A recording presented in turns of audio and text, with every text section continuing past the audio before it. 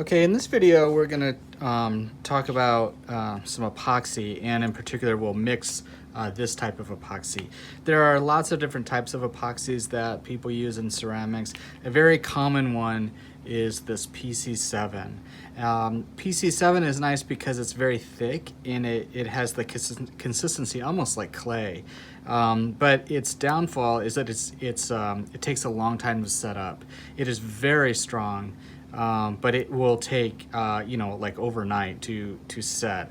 And so a lot of times people that are just maybe fixing a little chip, or they're doing something like that, they need something to set up a little faster, and then something like this is common to use. Always a two-part epoxy is going to be better for you. It's a stronger bond. And you can find this type of epoxy really at any hardware store. PC7 is a little bit harder to find, but you can usually find it at Ace Hardware, or some Home Depots will have it, but Ace usually is the place to go for this. We'll walk through PC7 in another video, but for this I wanted to just show you how to mix this. There are instructions on the packaging that you buy this with, so make sure and read this. The trick with these is to make sure that when you extrude out the epoxy, make sure you have about equal amount of each one, and then you want to mix it very thoroughly. So I'm going to take this cap off. I always do this on a piece of cardboard. Please don't use one of the bats or anything like that in the ceramic studio. Use a scrap piece of cardboard and you just throw it away. Don't use a piece of plywood, or don't ever get the epoxy on the table at school.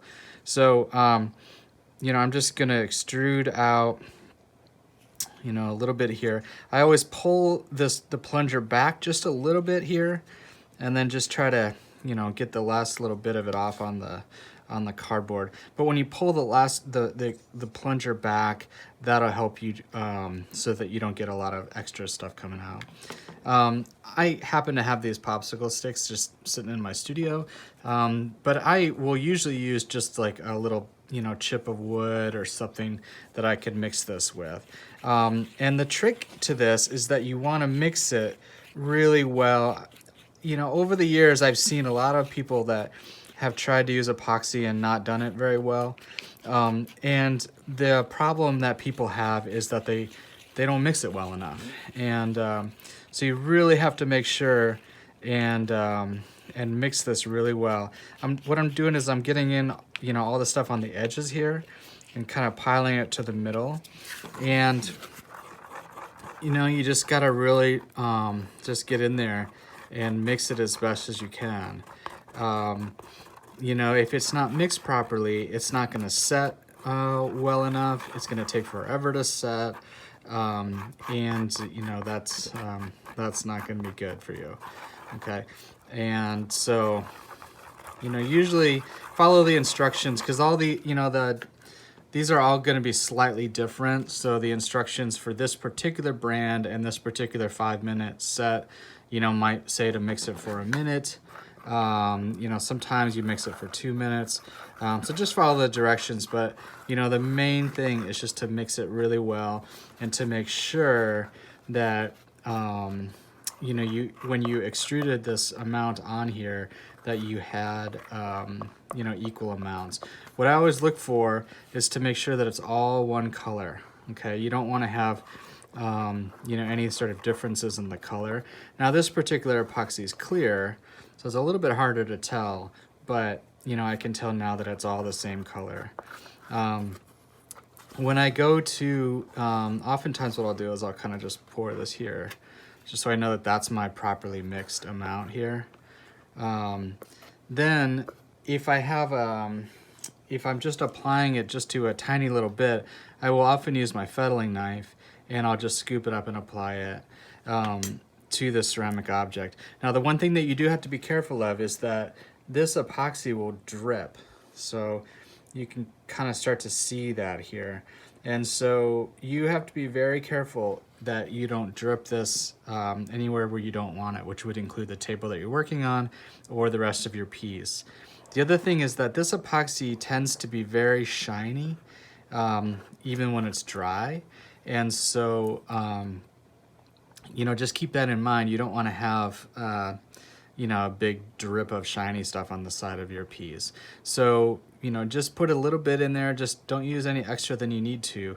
And if it's gonna, the best thing to do is to prop your piece so that you can just let the piece that you're gluing, you know, let it sit there just by gravity, and then to be able to let it set. If you have to hold it, you know, just make sure that you're ready to do that, and to be able to hold it long enough for it to stick. In that case, you'll want to use a fast setting epoxy. So this is a JB Weld quick setting epoxy. It says 5 minutes. That does not mean that it's going to be full strength in 5 minutes. I don't know this particular one. I don't remember how long it takes to reach full strength. But always make sure that you do this kind of thing well in advance of the critique. You don't ever want to have wet epoxy during a critique. I have seen pieces fall off of other pieces before because the person waited too long, you know, too close to the crit to do their epoxy. So anyway, so that's a few little helpful hints. After you are done with this, you just throw this. I just throw the stick away, and I throw this away. If I use my fettling knife, all I do is I just wipe it off with a paper towel and just make sure that I get all the epoxy off of the paper towel.